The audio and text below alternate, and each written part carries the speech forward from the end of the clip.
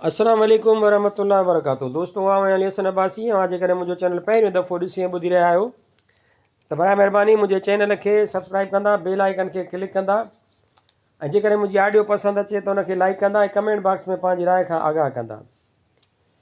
किताब जो नालो आहे लोक कहाणियूं, जिल्द ॿियो, बादशाहनि, वज़ीरनि ऐं सौदागरनि जूं ॻाल्हियूं। मुरतब डॉक्टर नबी बख्श खान बलोच, छपाईंदड़ सिंधी अदबी बोर्ड जाम शोरो सिंध, छापो 5 जनवरी 2014 ईस्वी। हीअ ॻाल्हि विचोले तालके शहदादपुर मां मीर हसन सिकायल खां मिली। कहाणी आहे सिक खे पंधु आहे ई कोन। हिकिड़े सौदागर खे हिकिड़ो सिकी लधो पुटु हो। उनखां सवाइ खेसि ॿियो को औलाद कोन हो। हू पंहिंजे उन पुट सां बेहद प्यारु कंदो हो ऐं हर वक़्तु हिन जो ख़्यालु रखंदो हो। पुट जी तरबियत शहज़ादनि वांगुरु थी, जंहिं करे हू इल्म ऐं अक़ल में तमामु अकाबर थियो। सौदागर वापार जे सांगे हर साल ॿाहिरि वेंदो हो। हिकु दफ़े हू जीअं वापार ते वियो त जिते संदसि काफ़िलो लथल हो उते राति जो के धाड़े लकाहे आया ऐं काफ़िले खे फुरे केतिरा ई माण्हू मारे विधाऊं। ख़ुदा जी कुदरत जो सौदागर बि उन ई फुर में मारिजी वियो ऐं संदसि माल मिल्कियत सभु धाड़ेल खणी विया। काफ़िले मां जेको एकड़ ॿेकड़ नौकर बचियो तंहिं अची समूरो अवालु सौदागर जे ज़ाल ऐं पुट खे ॾिनो। बसि पोइ त हिननि लाइ कारी क़याम थी वई। आख़िर रोई पिटे माठ करे वेही रहिया। हिननि वटि जेका माल मिल्कियत हुई सा बि आहिस्ते आहिस्ते खाईंदे खपाईंदे ख़लास करे छॾियाऊं। भला उपत हुई कान, रुगो खपत। खाधे खूह बि खुटियो वञनि, सो तमामु ग़रीब थी विया। आख़िर अहिड़ी हालत अची थियनि जो हिननि खे वेला पवणु लॻा। राति हुजे त ॾींहुं न लभे, जे ॾींहुं खाइनि त राति लंघण कढनि। आख़िर जायूं जॻहियूं बि विकिणी खाई लॾे वञी शहर खां परे हिकिड़े ॻोठ में झूपड़ीअ ॾे वेठा। उन ई हालत में हिकिड़े ॾींहुं माउ पुट खे चयो त भाउ, आख़िर ईअं पंहिंजो केतिरो गुज़र थींदो। आउं तो ते कख बि कोन थी सही सघां, पर बुख बुछड़ो टोल आहे जा दाना दीवाना करे छॾे। तंहिं करे तूं कुझु न कुझु धंधो धाड़ी कर त का पेट परंदी करियूं, न त वेठे वेठे बुखनि में पाह थी मरी वेंदासीं।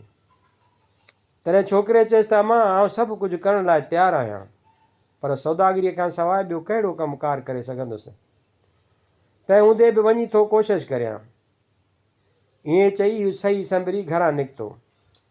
हलंदे हलंदे हू अची शहर में पहुतो ऐं मज़ूरीअ जी ॻोल्हा करणु लॻो। घिटियुनि में घुमंदे हिकिड़े हंधि ॾिठाई त हिकिड़ो अमीर माण्हू दुकान ते के शयूं पियो वठे। हू ते बीह रहियो। अमीर जॾहिं पंहिंजो सभु सामान सड़ो वठी चुको तॾहिं हेॾां होॾां निहारणु लॻो। उते सौदागर ज़ादो बि वधी वञी वेझो बीठुसि। छोकिरे खे ॾिसी उन शख़्स मज़ूर सम्झी चयसि त छोकर, मूंखे हीउ सामान खणाए हल त मज़ूरी ॾियईं। छोकिरो उहो मज़ूरीअ जे ॻोल्हा में सो रखंदे भरी मथे ते उन माण्हूअ जे पोयां हलणु लॻो। हलंदे हलंदे उहो शख़्स हिकिड़े आलीशान महलात में अची घिड़ियो ऐं छोकिरे खे सामान अंदरि खणी अचण जो इशारो कयईं। छोकिरो पहिरियां ई त कुझु ॾिनूं, पर पोइ माठड़ी करे सामान खणी अंदरि हलियो। जॾहिं अंदरि पहुतो त ॾिठाई त हिकिड़ी मलूक ज़ादी बीठी आहे, जंहिं उन माण्हूअ खे सलाम कयो। हिन वरी छोकिरीअ खे चयो त हीउ सामान वञी अंदरि रखाए ऐं छोकिरे खे टको ख़र्ची ॾे त हलियो वञे। उहो छोकिरे खे अंदरि वठी वई ऐं हिकिड़ी कोठरीअ में हिन खां सामान वठी हथीको करे रखी हिन खे टको ॾेई रवानो कयईं। पर हिननि जो हिक ॿिए खे ॾिठो से हिक ॿिए ते आशिक़ थी पिया। छोकिरो दिलि जी ॻाल्हि दिलि में रखी पंहिंजे ॻोठ ॾांहुं रवानो थियो ऐं मज़ूरी वारो टको अची माउ खे ॾिनई। ॿिए ॾींहुं छोकिरो वरी बि अची शहर में पहुतो, पर खेसि मलूक ज़ादी ॾिसण खां सवाइ आराम न पियो अचे। सो नेठि फिरी गिरी उन जे महलात वटां अची लंघाउ थियो। कुदरत सां उन वक़्तु हुन मलूक ज़ादीअ बि महलात जे दरीअ मां बीठे बाज़ार जो निज़ारो कयो। सो ॿिन्ही हिक ॿिए खे ॾिसी वरितो। मलूक ज़ादीअ छा कयो जो मथां हिन छोकिरे ॾांहुं हिकिड़ी पावली उछलायईं, पर हिन उहा न खईं ऐं माठड़ी करे हलियो वियो। पोइ शहर मां मज़ूरी करे टको कमाए राति जो अची पंहिंजे घर पहुतो। ॿिए ॾींहुं बि साॻी तरह उन महलात वटां अची लंघियो। मलूक ज़ादीअ वरी हिन ॾांहुं रुपयो उछलायो, पर हिन उहो बि न खयो ऐं उहो ई टको कमाए हाणे माउ खे ॾिनई। टे ॾींहं मलुकज़ादीअ हिन ॾांहुं सोनी मोहर उछलाई ऐं चोथे ॾींहुं हिन ॾांहुं हिकिड़ो मोती उछलायईं ऐं अहिड़ी तरह रोज़ु हिन ॾांहुं मोती उछलाइण लॻी। पर छोकिरे कॾहिं बि मलुकज़ादीअ जे उन्हनि रुपयनि मोहर ऐं मोतियुनि खे हथु न लाथो। रुॻो परे खां संदसि दीदार करे पंहिंजी मज़ूरीअ जो टको कमाए हाणे माउ खे ॾींदो हो, जंहिंमां हू पंहिंजो ग़रीबाणो गुज़र पिया कंदा हुआ। छोकिरो रोज़ानो राति जो पर अधु घर में रही ॿिए ॾींहुं ढकीअ जो उथी पंधु पवंदो हो ऐं देरि सां अची शहर में साॻीअ जाइ ते पहुचंदो हो। ऐं मलुकज़ादीअ सां संदसि मुलाक़ात बि परे खां पे थींदी हुई। जॾहिं घचो अरसो ईअं गुज़री वियो तॾहिं मलुकज़ादीअ खे ख़्यालु थियो त कंहिं तरह हिन छोकिरे सां ॻाल्हायां। उहा ॻाल्हि पंहिंजी ख़ासि बानीअ सां कयईं ऐं खेसि चयाईं त तूं उन इहे छोकिरे जी जांच कर त हिन जो घर घाट किथे आहे।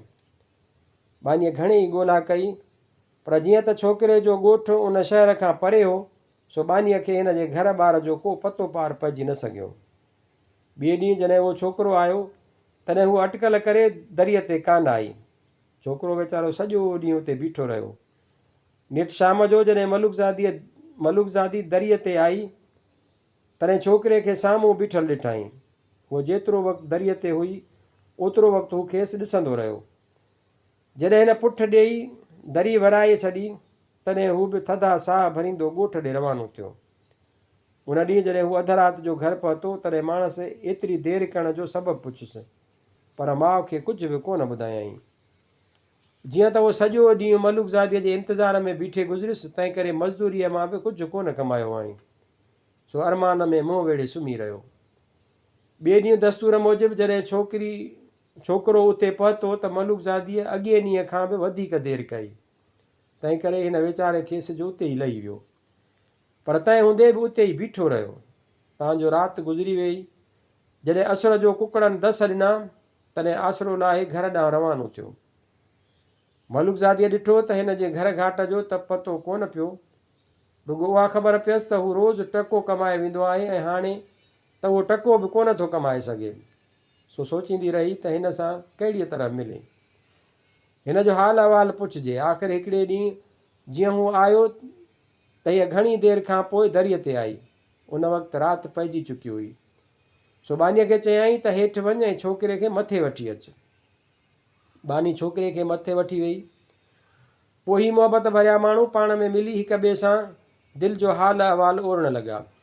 आख़िरकार छोकिरे मलुकज़ादीअ खे चयो त हाणे मूंखे मोकल ॾे जो आउं पंहिंजे घर वेंदुसि। तॾहिं मलुकज़ादीअ हिन खां घर घाट जो पतो पुछियो। छोकिरे ॿुधायुसि त फलाणे हंधि मुंहिंजो घर घाट आहे। उते मलुकज़ादीअ खे ॾाढो अजब लॻो ऐं चवणु लॻी, मार तूं रोज़ानो एतिरो पंधु करे ईंदो आहीं। तॾहिं छोकिरे चयसि त सॼण साईं, सिक खे पंधु आहे ई कोन। पोइ वरी मलुकज़ादीअ पुछियुसि त भला मूं रोज़ु तोॾां मोती पियो उछलाया, से उते छॾे तो रोज़ु वञी ते टको कमायो, सो छो? छोकिरे चयसि त उहो उन करे जो मुहबत जो मुल्ह ई कोन्हे। अहिड़ीअ तरह हिननि खे रोज़ानो गॾिजंदे के साल गुज़री विया। पर जॾहिं बि मलुकज़ादी हिन खे चवंदी हुई त हीउ मोती वटि, त उहो ई चवंदो हो त मुहबत जो मुल्ह ई कोन्हे। वरी चवंदी हुयसि त भला अॼोका 4 पहर तरसी पव, त हू चवंदो हुउसि त सिक खे पंधु आहे ई कोन, सुभाणे वरी ईंदुसि।